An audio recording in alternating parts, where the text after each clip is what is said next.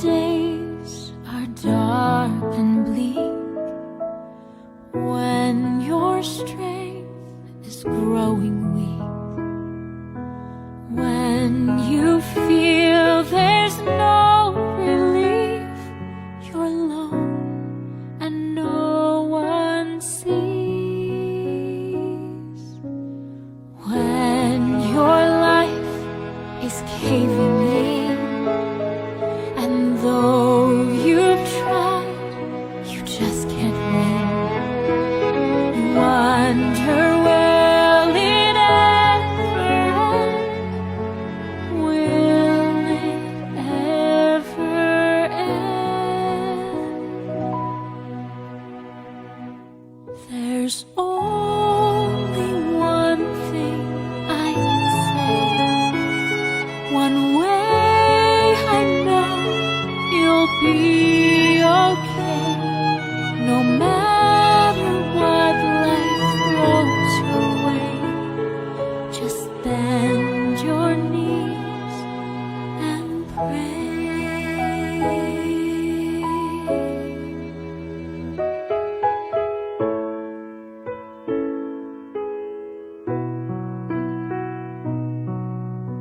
You'll find a friend in Jesus Christ, 'cause all for you He sacrificed. He sees each tear fall from your eyes. He hears you asking why. There's only one thing I can say, one way I know you'll be okay, no matter what life throws your way. Just bend your knees and pray. You'll never be alone. You'll always have a hand to hold, no matter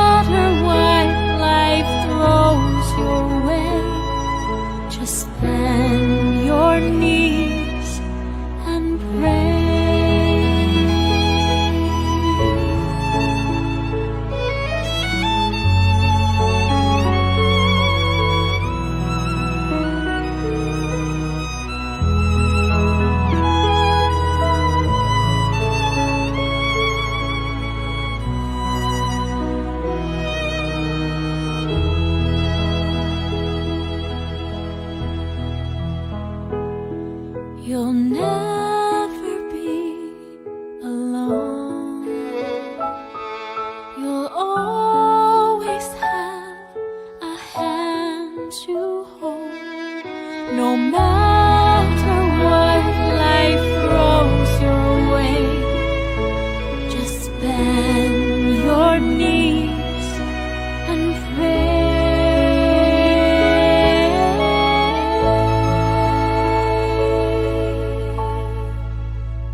Just bend your knees and pray.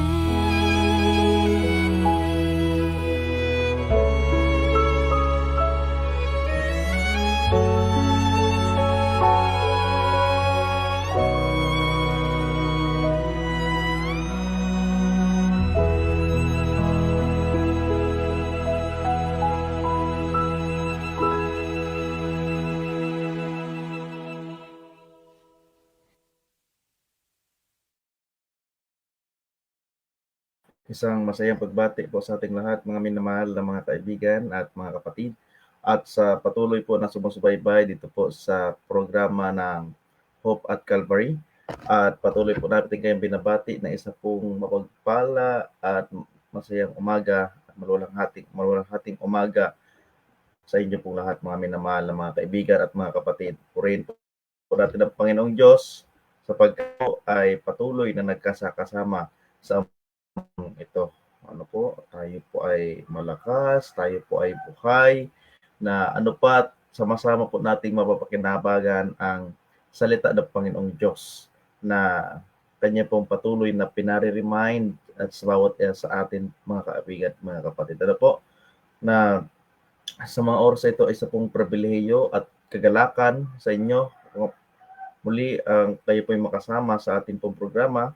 Ako po muli si Pastor Vincent Paul, ang inyong pong mga kasama ngayon, mga minamahal mga kapatid, sa ating pong pag-aaral na ito. Ano po, at patuloy po natin kayong binabati ng magpalang umaga po sa ating lahat. At isang masayang araw ng paghahanda, mga kapatid. Ano po, sapagkat ngayon ay araw na naman ng Friday at bukas ay araw po ng Sabat. Ano po, isa pong gaano ka sayang isipin, mga kapatid, na tayo naman ay dadako sa atin pong banal na appointment para sa atin pong Panginoong Diyos na ano pa, imimit na naman natin siya sa kanya pong bahay, sambahan. Ano po, kaya nga sa mga oras ito ay tayo po ay babati mula sa atin pong comment section. Of course, atin po binabati ang miyembro family, ano po, sa pangunguna po ni Sister Irish at ni Brother Joel miyembro, ano po, sapagkat ako po ay kasalukuyang nandirito sa kailang tahanan at nakitulog po, mga minamahal na mga kaibigan at mga kapatid. At karon po atin po binabati ang atin po mga commentators sa umaga po ito. Ano po, isa na po dyan si Sister Gemma Babasa. Good morning po. Good morning din po sa inyo, Sister Gemma. And also kay Sister Eva Liwanagan, happy preparation day. Blessed morning, everyone. Blessed morning din po at maraming salamat po sa patuloy na pagsubaybay sa atin pong programa. At ganoon rin po kay Sister Elma Tan Cometa. Sabi niya po ay blessed morning, everyone. God bless us all. Pagpalaan rin po kayo ng Panginoong Diyos, Sister Elma, sa patuloy na inyo pong pagsubaybay sa atin pong programa sa mga oras na ito. Of course, again, kung mayroon po kayong mga prayer section, mga prayer requests, mga minamahal na mga kaibigan at mga kapatid, and also reflection sa atin pong pag-aaralan ngayon pong umagang ito, you are free to write your thoughts, your insights about sa atin pong pag-aaralan ngayon para sa ganoon ay mas lalong magkaroon po ng kaliwanagan ang atin pong pag-aaral sa umaga pong ito. And also, good morning po kay Brother Gideon, kay Sir Gideon Pameronag. Ayan po. Maraming salamat po sapagkat patuloy po natin kayong nakasama. Ayan po. Sister Irish, good morning and happy preparation day po. Ayan, good morning din po, Tita Irish. Maraming salamat po sa inyo pong pagpapatuloy sa inyo pong lingkod sa mga oras na ito para makitulog. Ano po? And also, ay atin pong ah,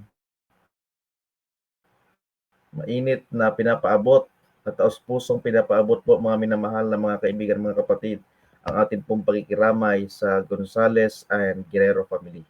Ano po, nawa atin pong idinadalangin na ang Panginoong Diyos, ang kanya pong presensya sa pamamagitan po ng banal na Espiritu, ang inyo pong maranasan, ang pang-aliw po at pang-comfort ng banal na Espiritu, ang patuloy na maranasan ng buong pamilya. And again po mga minamahal na mga kaibigan, mga kapatid, kung mayroon po kayong mga greetings, also reflection, you can write it to our comment section upang sa ganun po mga kapatid ay atin po itong ma-include sa atin pong pag-aaral at sa atin pong prayer section mga minamahal ng mga kapatid. At bago po tayo dadako sa atin pong opening prayer ay mga kapikinig muna tayo ng isa pong awitin. Ito po bilang opening song.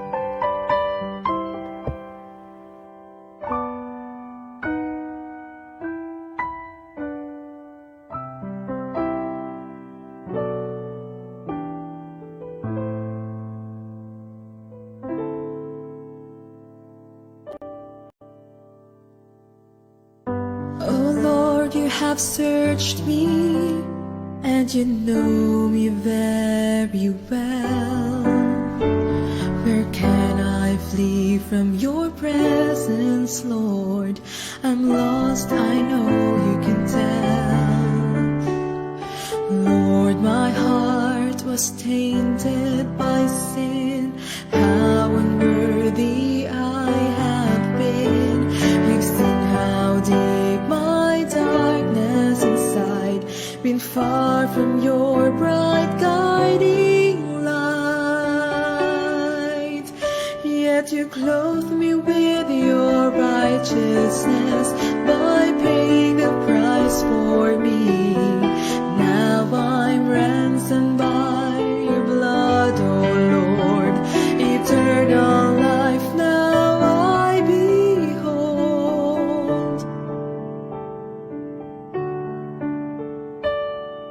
I heard you, Lord, yet you loved me. I broke your heart, you meant me. Though I have sinned and walked away, you love me anyway. You walked yourself to Calvary, bled and died to set me free. Now I can say, my God, though I am fully known, I'm fully loved.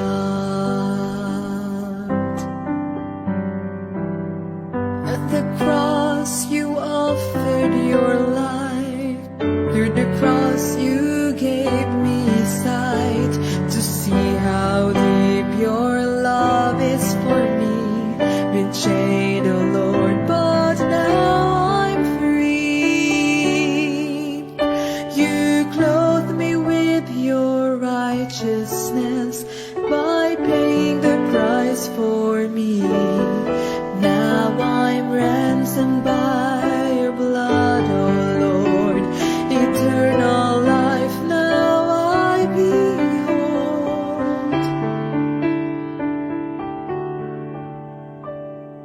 I heard you, Lord, yet you loved me. I broke your heart, you meant me. Though I have sinned and walked away, you love me anyway. You walked yourself to Calvary, bled and died to set me free. Now I can say, my God, though I am fully known, I'm fully loved. I once was a prisoner, but now I'm free.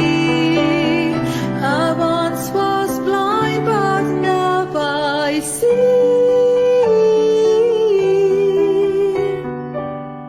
I once was was wandering, but now I'm found. Lord, back then you saw me empty, but your grace deemed me worthy. I hurt you, Lord, yet you loved me. I broke your heart, you mended me.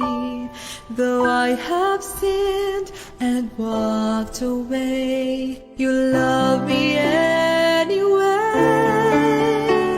You walked yourself to Calvary, bled and died to set me free. Now I can say, my God, though I am fully known, I'm fully loved. All I can say, my God, yes, I am fully known, yet fully loved.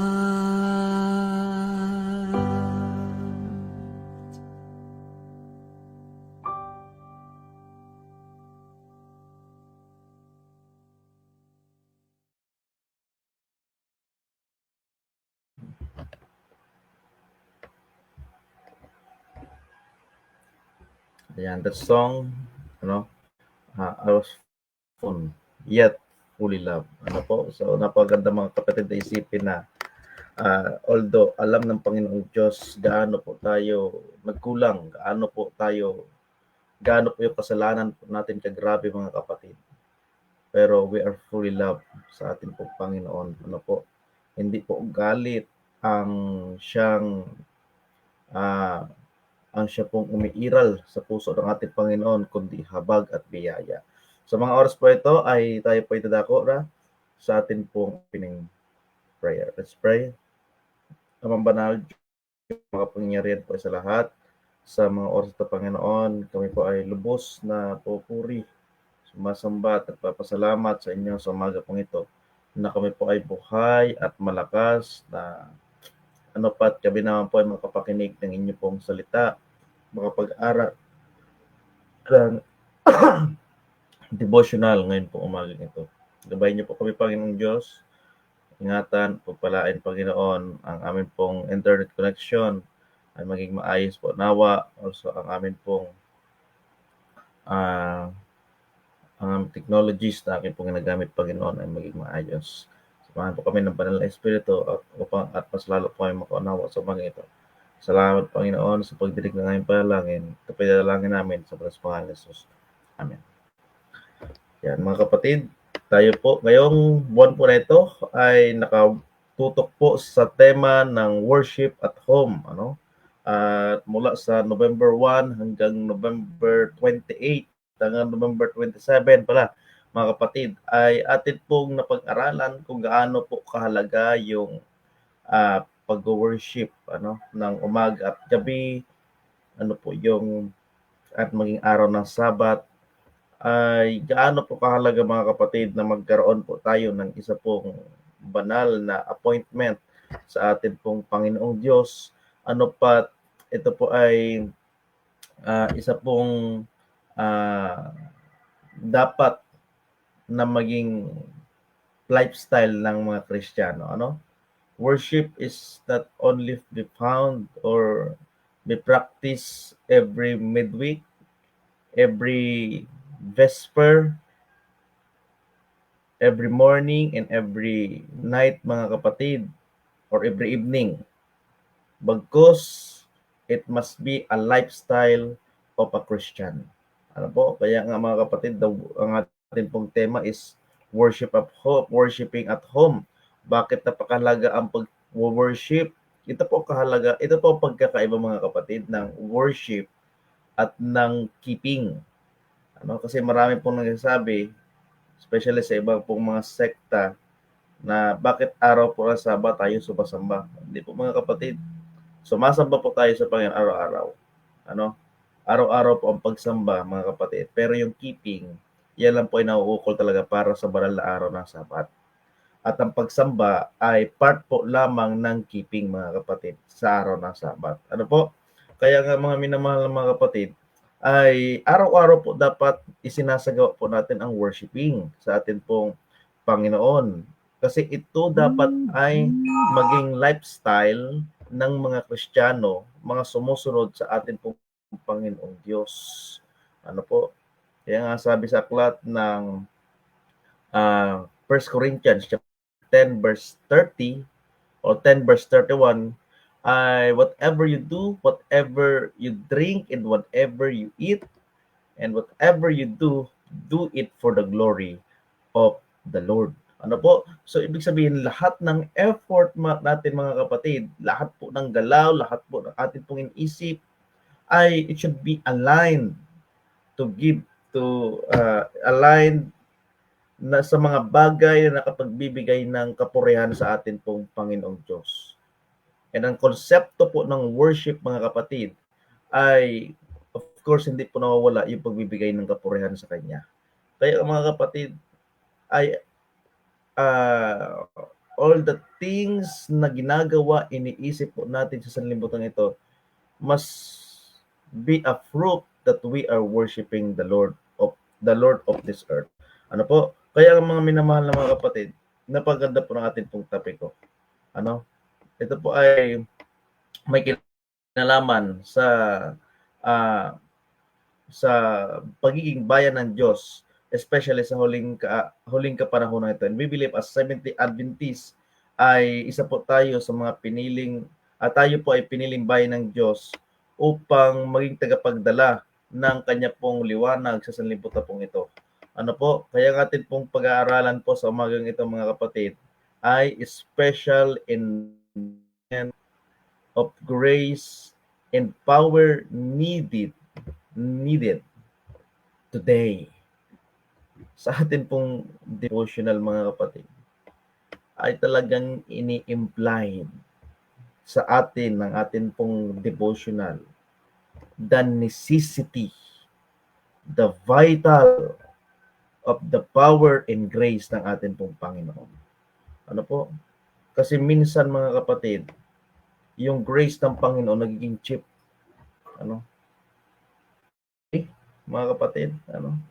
Ang kaligtasan kasi ay libre, kaya parang lumalabas na ito ay cheap, mga kapatid. Kaya bakit marami pong mga tao ngayon, bagamat sila ay bautismado na pero walang pagbabago sa kaila pong buhay, mga kapatid?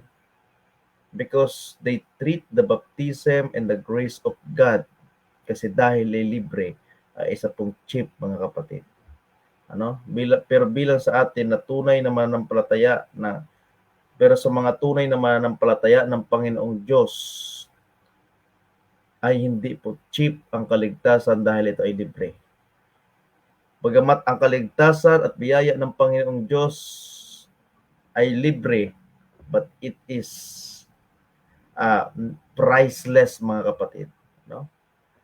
Wala pong katumbas na halaga ang biyaya at kaligtasan na pinagkaloob po sa atin ng Panginoon.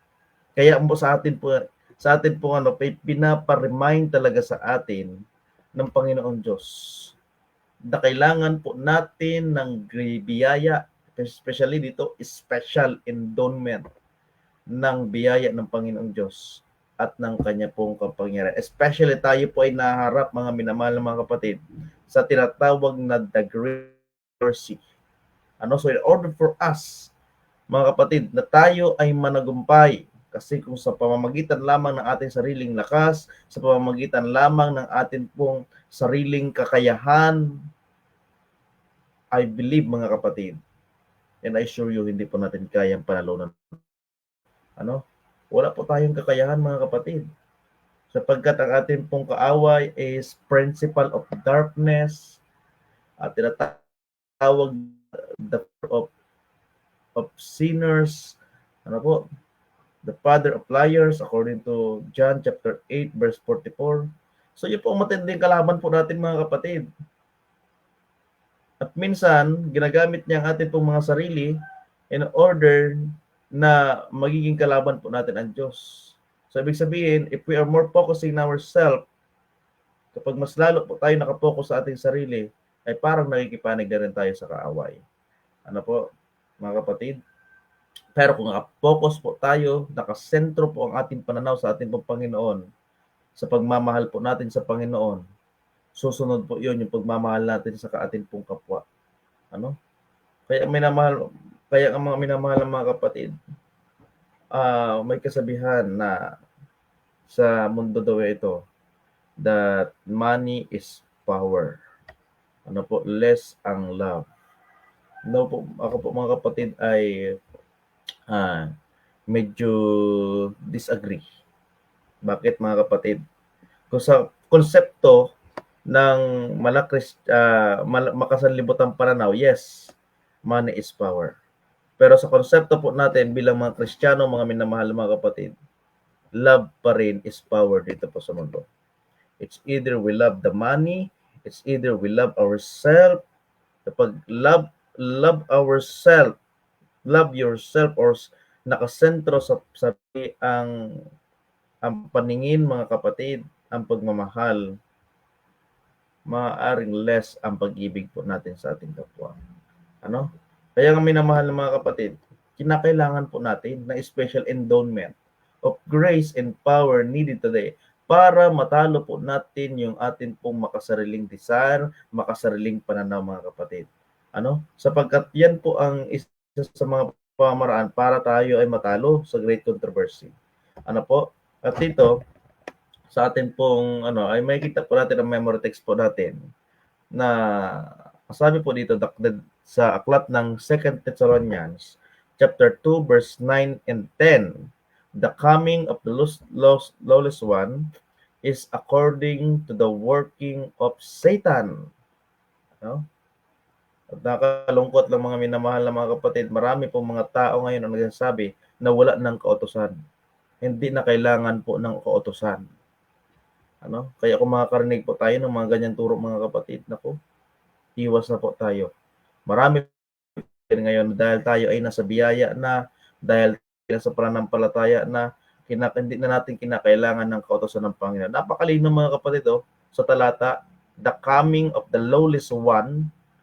Yung lawless one mga kapatid, ito tinutukoy po nito ay yung mga taong naniniwala na wala ng kautusan at hindi isinasakabuhayan, bagamat naniniwala ay hindi sinasakabuhayan ng kautusan. Bagamat sila naniniwala na may kautusan pang umiiral, pero hindi na isa sa pamuhay ng kautusan mga kapatid. Yun po yung isa sa mga tinatawag na lawless one. At ano po yon? Working of Satan. Masakit na sabihin mga kapatid, but this is the reality. The lawless one is talking about people who believe na wala na pong kautusan, and also people na naniniwalang may kautusan pero hindi na po ito isinasakabuhayan mga kapatid.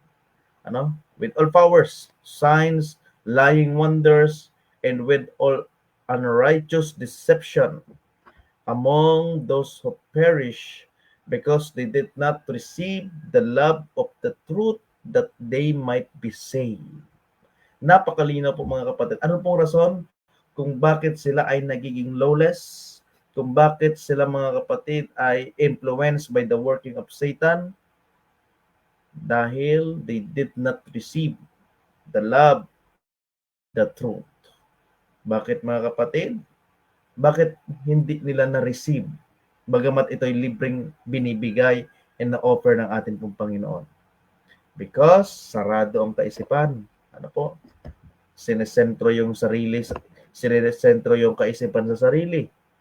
Ano po? Kapag once na sarili po natin ang ating inuna mga kapatid, ay talagang magiging sarado po yung ating kaisipan para po sa ideya ng iba, para po sa pananaw ng iba mga kapatid.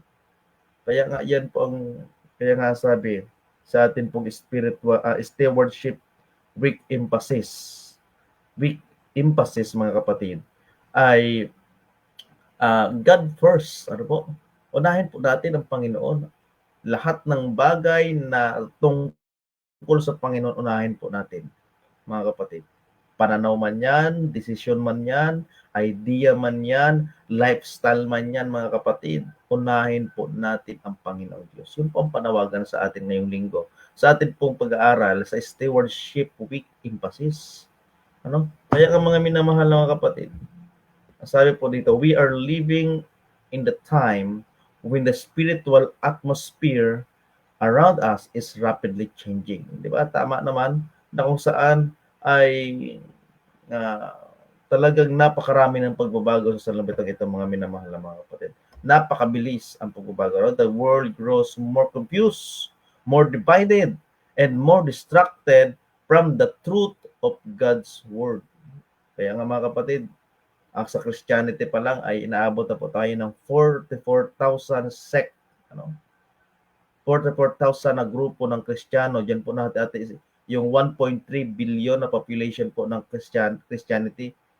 Diyan po nahati sa 44,000 na sekta. Kaya behind that events mga kapatid, that we see that there is a great controversy, a cosmic battle between Christ and Satan that has been raging since the beginning of time. And as we move closer to the return of Christ, this conflict becomes sharper, more urgent, and more intense. Dito po natin makikita mga kapatid that the more we realize na the more we realize, the more na napapansin po natin mga kapatid that the great controversy is true, the great controversy ay lalong lumalala ng lumalala. Sabi po dito ay palapit na daw as we move closer to the return of Christ. Ibig sabihin malapit, habang palapit po tayo sa pagdating ng ating pong Panginoon, ay mas lalo po nating naaaninaw, mas lalo pong lumiliwanag sa atin that there is a great controversy. Kaya praise God mga kapatid, kung nakikita po natin yung battle po natin sa ating pong buhay, ay isa lamang po ang ibig sabihin niyan, that we are more closer to the return of Jesus Christ. Kaya mga kapatid, tayo po ay dadako na sa ating pong 3 points para sa mga natutunan po natin sa ating pong devotional ngayon pong umaga na special endowment of prayer needed today. First point po mga kapatid, that the great controversy intensifies. So God gives greater grace. Dito po natin makikita mga kapatid that the great controversy ay what we call this, intensifies. So that's why kinakailangan po natin ng mas lalong biyaya ng Panginoon. Sabi nga po dito that the great controversy between good and evil will increase in intensity to the very close of time. Kaya mga kapatid, the more na sa kagaya po natin sinabi kanina, the more na na-feel po natin yung tindi, yung bigat ng great controversy, ay mas lalo po tayong palapit sa panahon ng pagparito ng atin pong Panginoong Hesus. Kaya kinakailangan po natin ang matinding biyaya mga kapatid. Kasi the more na palapit tayo mga kapatid, the more na ang kaaway ay hindi natutuwa habang tayo ay may close relationship sa Panginoon. God has bestowed His grace and His Spirit upon His people to strengthen them to stand against the power of the evil one. At bakit kinakailangan po natin ng biyaya ng Diyos mga kapatid? Dahil po dito sa great controversy, in order for us na atin pong mapanalunan, we can stand against the battle between the good and evil mga kapatid. Kaya kagaya po naking sinabi kanina, in our might, in our strength, wala po tayong kakayahang manalo mga kapatid. We should realize that. Kasi the more na nare-realize natin ang ating kahinaan sa kabila ng ating pong kalakasan, the more we need Jesus Christ in order for us to be strengthened.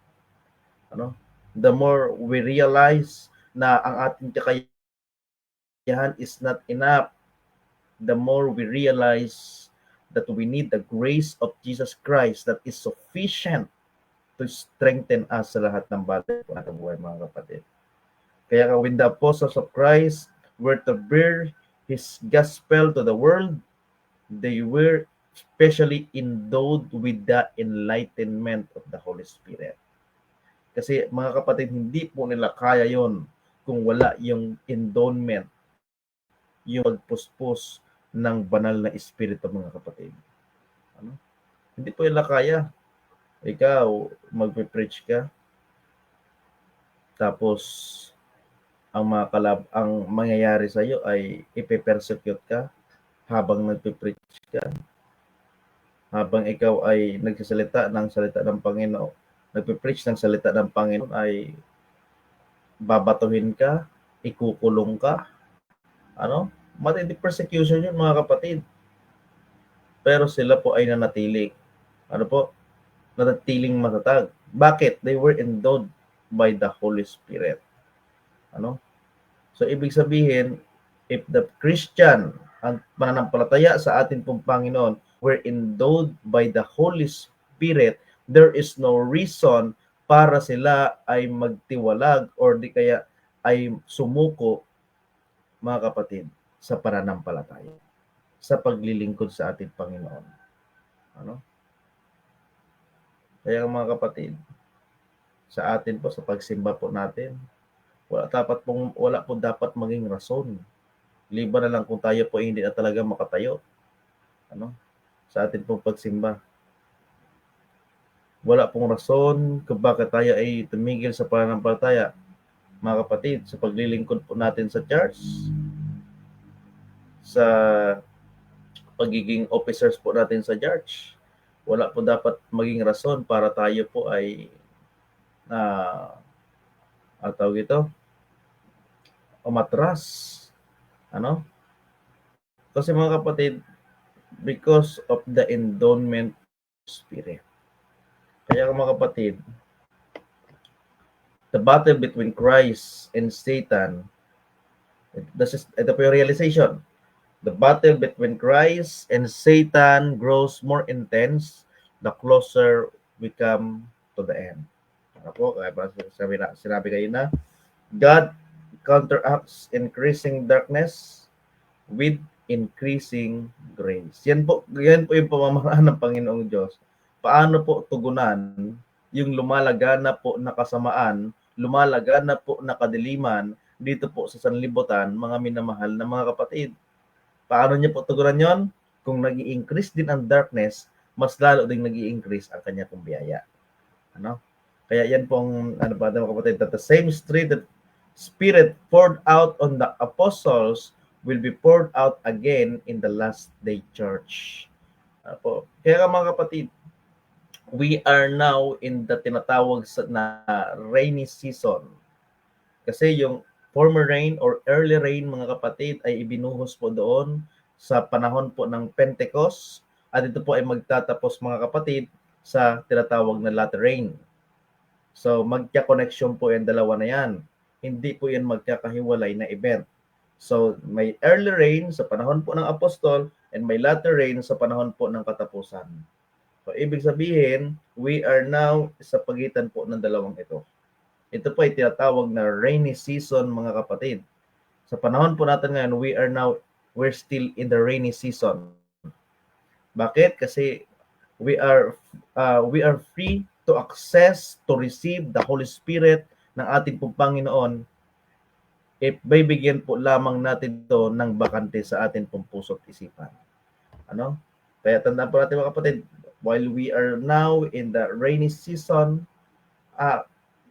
surrender ourselves, empty ourselves, mga kapatid, upang sa ganon, there are enough space para sa banal na Espiritu na manahan sa atin po, mga puso. And I believe, mga kapatid, if the Spirit and if we're endowed upon us, mga kapatid, we have now the power na manalo sa anumang uri ng controversy na dumating sa atin pong buhay. Kaya next point po, kapatid, that Satan final deception and wrath intensify in the last moment. Titindi daw, so dito, titindi daw ng titindi ang panunukso, pandaraya at galit ng kaaway sa huling yugto ng sanlibutan ito mga kapatid. Sabi dito sa ating devotional, he comes down having great wrath because he knoweth that he had but a short time. Yan po yung reaction po ng kaaway mga kapatid. Habang palapit na po tayo ng palapit sa pagdating ng ating Panginoon. Ano daw?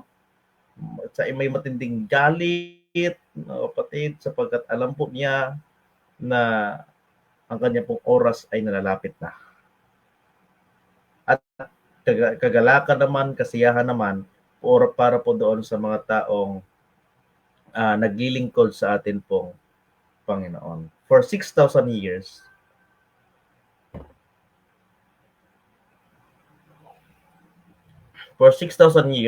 will be brought that mastermind has been wholly bent to the work of deception of ruin.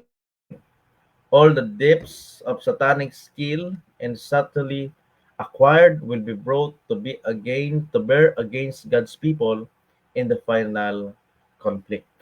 The coming of the lawless one is according to the working of Satan with all powers, signs, and lying wonders, unrighteous deception among those who perish because they did not receive the love of truth. So dito po mga kapatid, makikita po natin kung ano po yung mga pamamaraan ng kaaway upang ang bayan po ng Diyos ay makaranas po ng kanya pong is either na mayroon na naman kagaya po ng nangyari sa Dark Ages kung saan po ginamit po ng Panginoong Diyos ng kaaway ang Roman influence sa panahon po ng Dark Ages para usigin ang bayan po ng Diyos ay the same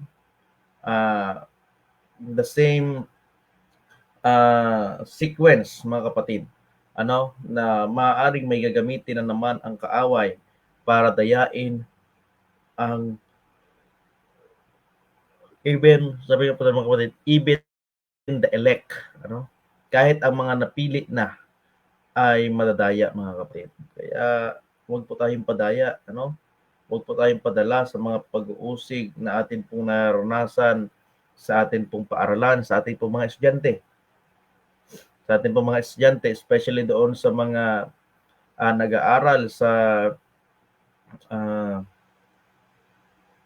non-Adventist institution, public school in non-Adventist institution, and also sa mga sa atin pong mga magulang na nagtatrabaho mga kapatid sa mga hindi Adventist na amo. Ano po tayong padala mga kapatid doon po sa sa persecution na atin pong naranasan.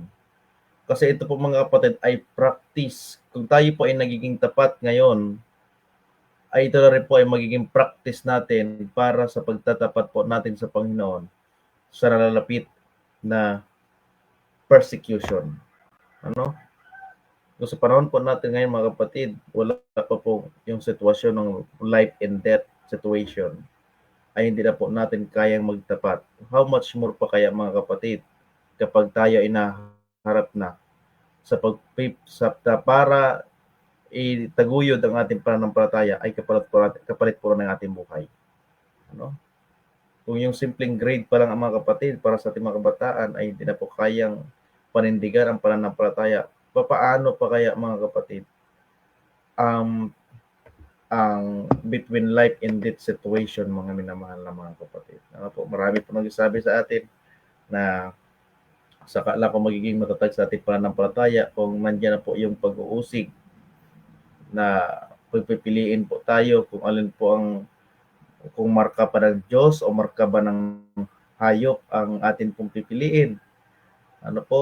Kung sa panahon po natin ngayon mga kapatid ay hindi na po natin kaya yung piliin ang marka ng Diyos, how much more pa kaya mga kapatid between life and death situation? Ano po?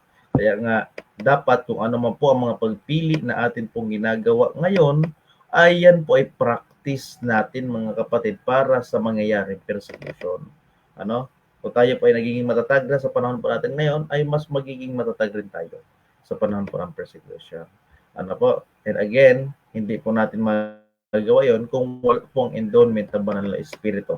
Kaya kinakailangan po natin ng banal na espiritu mga kapatid. Kaya nga sabi dito, Satan deception, realization mga kapatid, that Satan deception becomes more aggressive as his time grows shorter. His 6,000 years of experience and temptation and deception reach their climax today.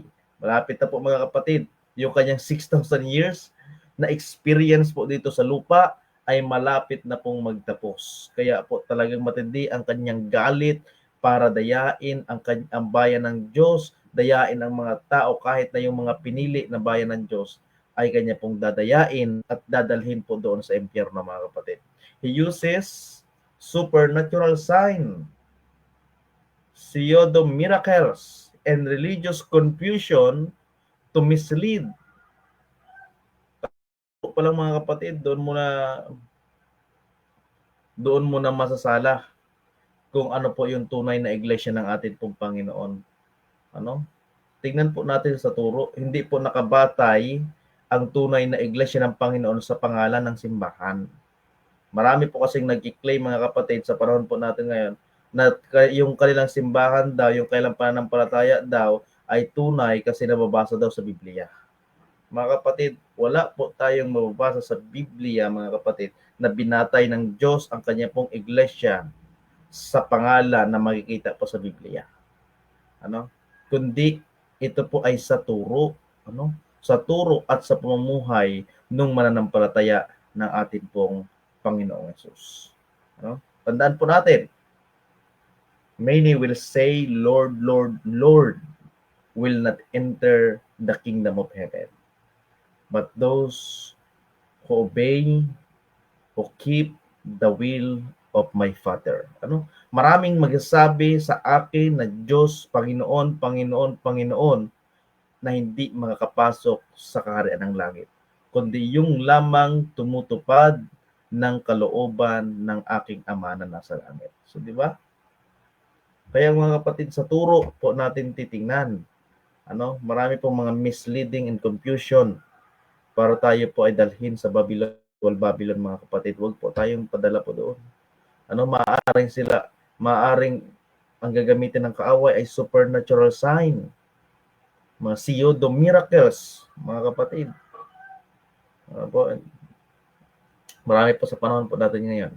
Only those who love the truth will withstand this deception. Ito po yung way para tayo po ay maka-stand sa deception, mga kapatid. And bago po tayo dadako sa atin pong point, ay atin po nang batiin muli ang atin pong mga magigiliw na taga-subaybay ay tayo po ay babatiin po natin ang atin pong mga minamahal na mga taga-subaybay sa umaga pong ito, mga minamahal na mga kapatid. Ano po? Okay, of course, nandyan po si Sister Olive. Ano po? So, blessed morning po sa inyong lahat. Blessed morning din po, Nanay Olive, garin po kay Brother Jose Cardona, Tatay Joe. Sabi niya po is blessed morning po sa ating lahat. Good morning din po, Tatay Joe. And also kay Sister Flordelesa Nacario, good morning po, Pastor. Of course, good morning po. Good morning din po, Sister Flordelesa. And karon po, good morning din po kay Sister Erlenda Esteban Montialto. Ano po? And also good morning din po kay Sister Imelda Tañedo. And mapagpalang umaga din po kay Sister Consolacion Taglinaw Pablo. And gawin po kay Nanay Sepina or Nanay Penny Balagso ay good morning din po. And good morning din po kay Sister Eleanor De Leon Villanueva ay good morning po sa inyo. And also kay Nanay Jean, Sister Jean Nabong ay good morning din po. And ganoon po kay Sister Jocelor Go. Good morning din po everyone. Ano po? So, mayroon po question si Sir Pam dito mga kapatid. Ang sabi niya po is, yes, Pastor, rainy season. Rainy season. So talagang nagpi-prepare. Ano po? Yung mga langgam din naghahanda sa tag-ulan. Ganun din tayo today. Be ready for the final outpouring of the Holy Spirit. Yes po, Sir Pam. Talagang ang paghahanda po ay kinakailangan. It's a must in order na matanggap po natin ang banal na Espiritu. Kagaya po ng paghahanda na isinagawa po ng mga alagad noon. Nung napakinggan po nila yung promise ng Panginoong Hesus sa kanila, bago po ang Panginoong Hesus ay umakyat sa langit, ay nagpangako po ito na matatanggap po nila ang banal na Espiritu kapag makakatanggap po sila ng kapangyarihan kapag dumating na ang banal na Espiritu. At anong pong preparation na kailan pong ginawa mga kapatid? Sila po ay nagpatawaran sa isa't isa, humingi ng kapatawaran sa atin pong Panginoong Diyos, nilinis ang kailan pong connection, nagkaroon po sila ng matinding connection sa isa't isa, sila po ay nagkaisa mga kapatid. Ano po? And yun po yung preparation din na dapat po nating gayahin. Ano? Na para matanggap po natin yung huling ulan, tinatawag mga kapatid, ay kailangan na ang bayan ng Diyos ay magkaisa sa layunin, magkaisa sa motibo mga kapatid, at of course magkapatawaran, ano? Kasi yun po yung pagkimkim po natin ng galit sa ating sarili mga kapatid, yung pagtatanim po natin ng galit sa isa po nating kapwa. Yun po yung yun rin po yung nagiging hadlang para ang banal na Espiritu ay makapasok sa atin pong puso. Ano? Yun po yung nagiging hadlang mga kapatid, sa ayon po sa aklat ng Galatia chapter 5 verse 20. Ano? Hindi po nagkakamali mga kapatid. Yan po itatawag na the work of flesh. Kaya mga kapatid, kailangan po natin ng paghahanda na parang kagaya ng langgam. Na kapag dumating na yung rainy seasons, we are so kailangan po natin ng preparation. Ano po? Bago po dumating yung tinatawag na persecution, at ito na po yung tinatawag na rainy seasons mga kapatid. So, tayo po ay dadako na sa atin pong last point sa umaga pong ito. Ano po? At paganda po ang atin pong pagtatalakayan, mga minamahal na mga kapatid. So that's why, ang third point po natin is, God's people need apostolic power. Sinabi po talaga dito na apostolic power. Bakit? Kasi ang kagaya po ng mga apostol ng mga kapatid ay they are able to stand blameless, ano, sa paglilingkod sa Panginoon kahit batuhin man sila, kahit sila ay balatan ng buhay. Si Santiago mga kapatid ay binalatan siya ng buhay, kinaladkad sa templo at binalatan po ng buhay. Ano po? So matindi po ang mga karanasan ng mga apostol noon. Iba po sa kaila ay pinapako ng pabaliktad na krus. Ang iba po ay pineprito sa mantika. Si John the Revelator mga kapatid, bago po siya itapon sa Patmos, ay ginprito muna siya sa kumukulong mantika mga kapatid. Ano? Pride tao. Ano po? Pero ganoon pa man mga kapatid, ay hindi po yun ang nakapagpatay sa kanya. Si John the Revelator ay namatay sa katandaan mga kapatid. Ano? Pero hindi po tayo po-focus doon sa kamatayan ng mga apostol. Tayo po ay po-focus mga kapatid dito sa apostolic power na ipinapangako sa atin ng Panginoon na kapag ito ay matanggap po natin, the same na nangyari po doon sa former rain o sa early rain mga kapatid is the same na mangyayari sa tatawag na latter rain. So yung sabihin, sabi po dito, at this time the endowment of the divine grace and the power is not less needful to the church than in apostolic days. Mga kapatid. And the more na tayo ay palapit sa the closing of the time, ay the more na kinakailangan po natin ang banal na Espiritu, kagaya po ng pangangailangan ng banal na Espiritu sa panahon po ng mga apostol. Ano po? Hindi po ito less needful sa panahon po natin ngayon. In fact, mas kinakailangan pa natin ang banal na Espiritu. People are to be are to be prepared to stand before Him at His coming without spot and blameless. Kasi kung sa atin po ang banal na espiritu, mga kapatid, we are able to stand in the judgment, or in to stand uh, right sa harapan ng atin pong Panginoong Diyos without spot, blameless, mga kapatid. Kasi kapag nasa atin yung banal na espiritu, tayo po ay natatakpan ng katwiran ng Panginoong Diyos. Ano? Tayo po ay natatakpan, mga kapatid. At the more na natatakpan po tayo ng katwiran ng Panginoong Diyos, yung nakaharap ngayon sa trono ng Panginoon, hindi na tayo, kundi yung Panginoong Diyos mismo. Yung katwiran ng Panginoong Diyos mismo harap doon sa trono ng ating pong Panginoon. Kaya nga, the follower of Christ are to bear the world the warning of the Lord's second advent. Satan's effort to misrepresent the character of God. Yan po yung gawain talaga ng kaaway. To accuse, ang akusahan ng ating pong Panginoon, to set aside the divine law, have been steadfastly pursued in all ages. They may be traced in the history of patriarchs, prophets, and apostles, of martyrs and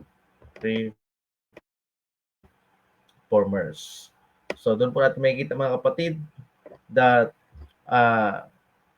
ginagawa ng kaaway ay to accuse, to misrepresent the character of God.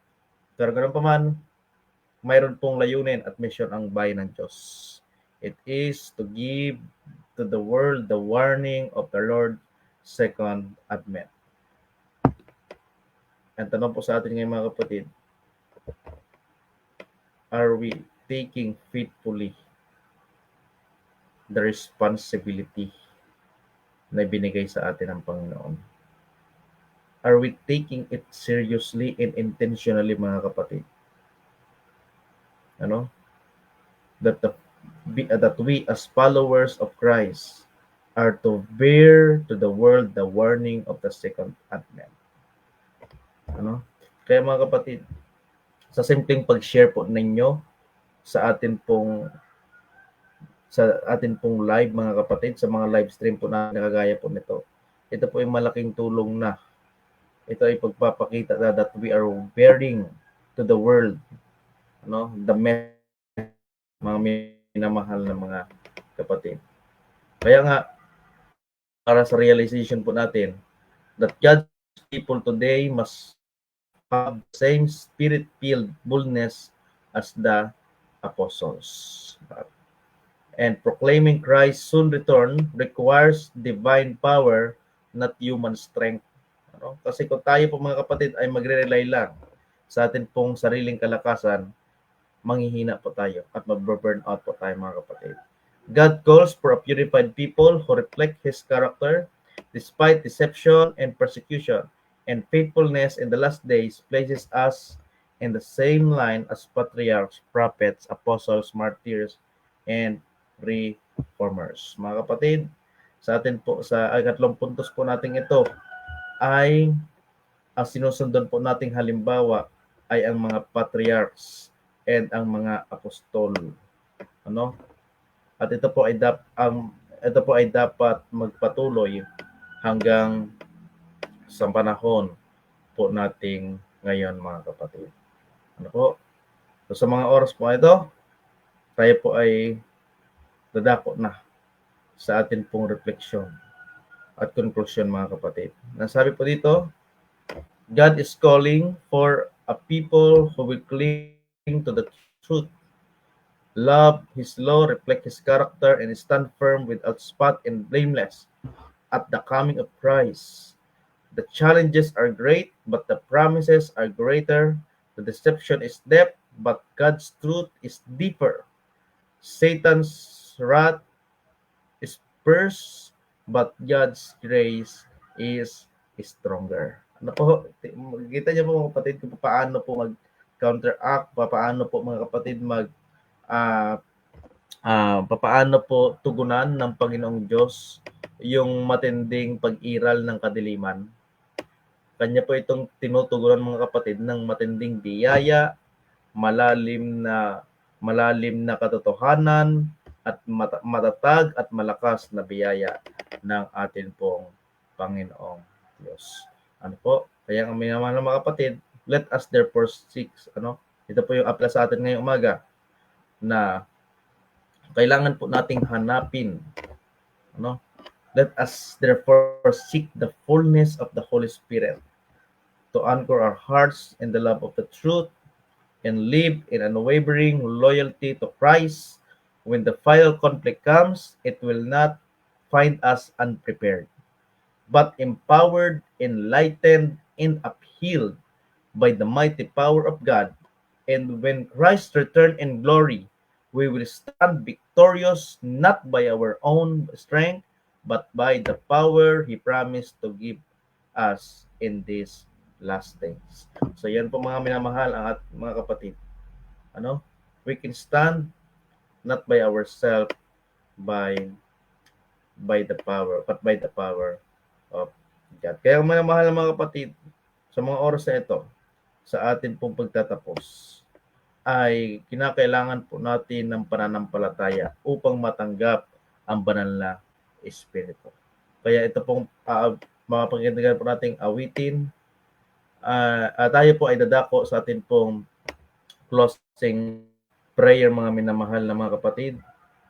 Tayo po ay mayroon pong prayer request sa mga oras po na ito.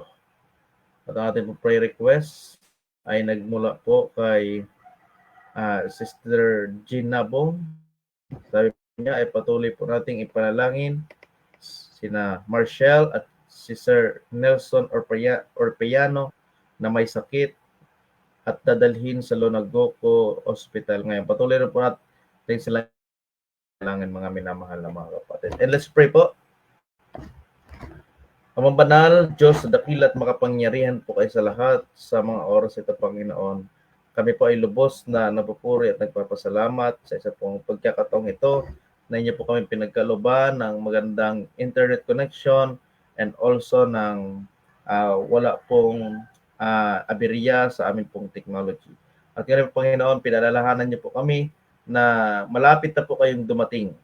At the more na palapit ang inyong pong pagdating, the more na tumitindi naman ang deception ng kaaway kasi alam niya na ang kanyang pong panahon, ang kanyang pong experience sa lupang ito ay malapit nang magwakas. Kaya Panginoong Diyos, amin pong ina-acknowledge ang aming sarili na wala kaming kakayahan na makatayo, maka-stand against this battle.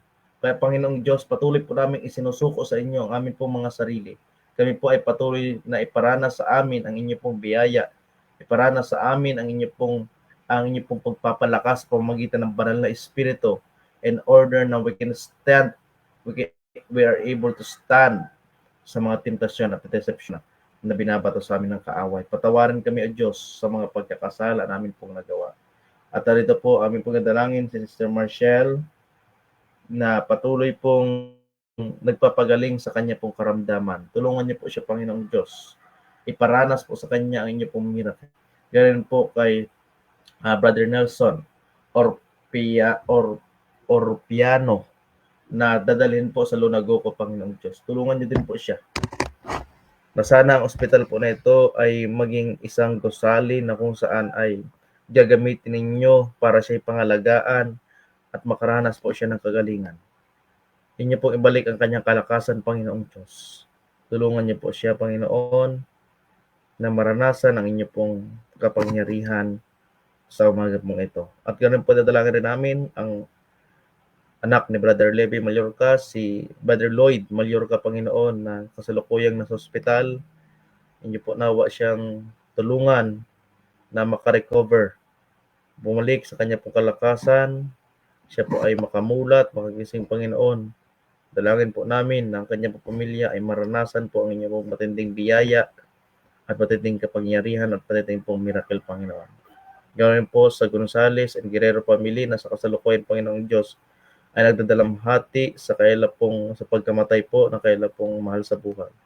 Inyo po nawa silang aliwin, ipadala ang presensya ng banal na Espiritu at kayo Panginoong Diyos ang presensya ng mga banal na anghel. Upang sa ganon magkaroon po sila ng kaaliwan. Upang sa ganon Panginoong Diyos ang kabiguan, ang kalungkutan ay mapalitan po ng pagkapit ng pag-asa sa inyo Panginoon. Huwag niyo po silang pababayaan Panginoong Diyos.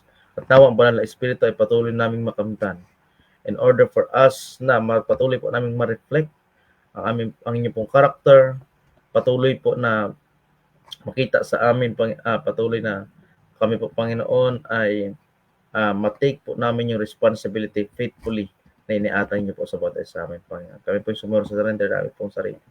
Salamat Panginoong Diyos sa buhay at kilakasan sa araw na ito. Salamat po Panginoon sa inyo pong dakilang pag-ibig at salamat po sa walang sawang pagdinig at pagtugon ng aming palangin. Ito po dalangin namin sa pangalan ni Jesus. Again mga minamahal mga kapatid, maraming salamat po sa inyo pong pag-antabay, sa pagsubaybay sa atin pong programang ito na Hope at Calvary at patuloy po natin sana kayong makasama sa araw-araw na atin pong pagtatalakay sa atin pong devotional mga minamahal mga kapatid. Again, ako po si Pastor Vincent Paul Ilihay na magpapaalala po sa bawat isa atin na tayo po ay mahal na atin pong Panginoon. Pagpalain po tayo ng Panginoon at maligayang araw ng paghahanda in advance. Happy Sabbath po sa ating lahat.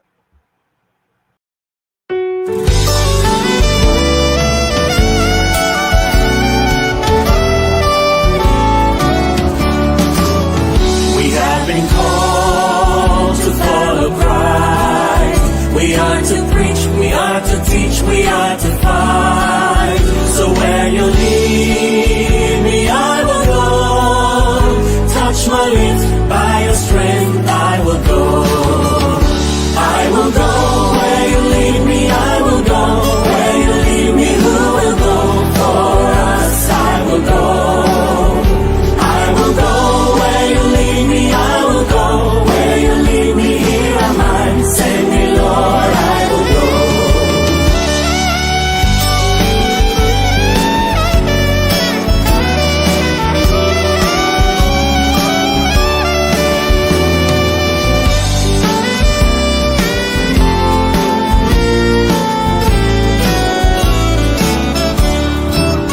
Because my eyes have seen the King, I must tell all the world, worship Him.